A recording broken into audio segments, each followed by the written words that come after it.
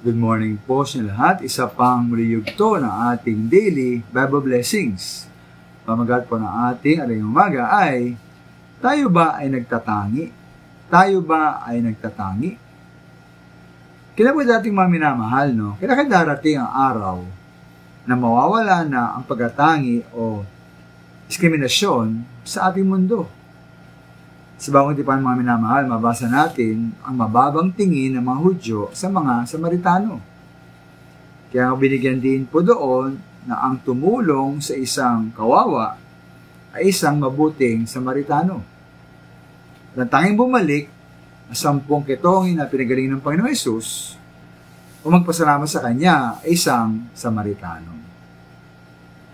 Dahil po hinaman po ni Santiago sa Biblia, Santiago Kapitulo 2, na huwag magtangi batay sa antas ng buhay.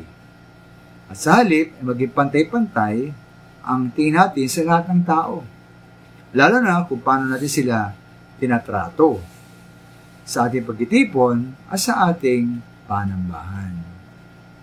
Ugnay po nito ang sabi po ng Biblia sa payag 7:9, ukol po sa ipinakita kay Juan na dakilang pagtitipon.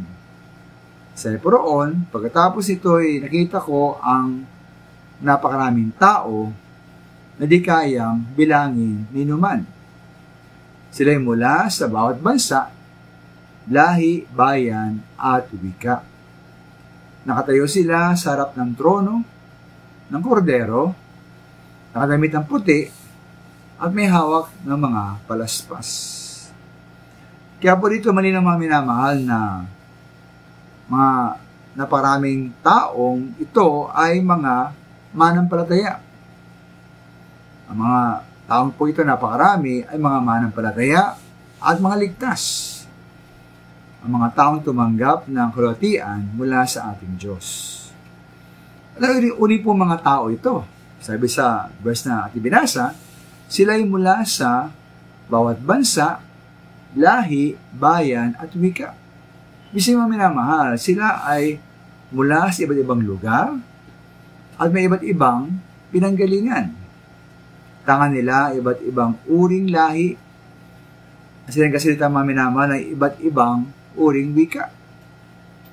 Ngunit po sa kabila ng kanilang pagkakaiba, pare-pareho silang mga taong niligtas ng ating Panginoon Hesus at namumuhay sa kalwatian na kasama ang ating Diyos. Kaya minamahal ko, ang Diyos ay walang pagtatangi. Mari bang hindi rin tayo magtangi? Mari bang pantay-pantay ang ating pagtrato sa mga tao?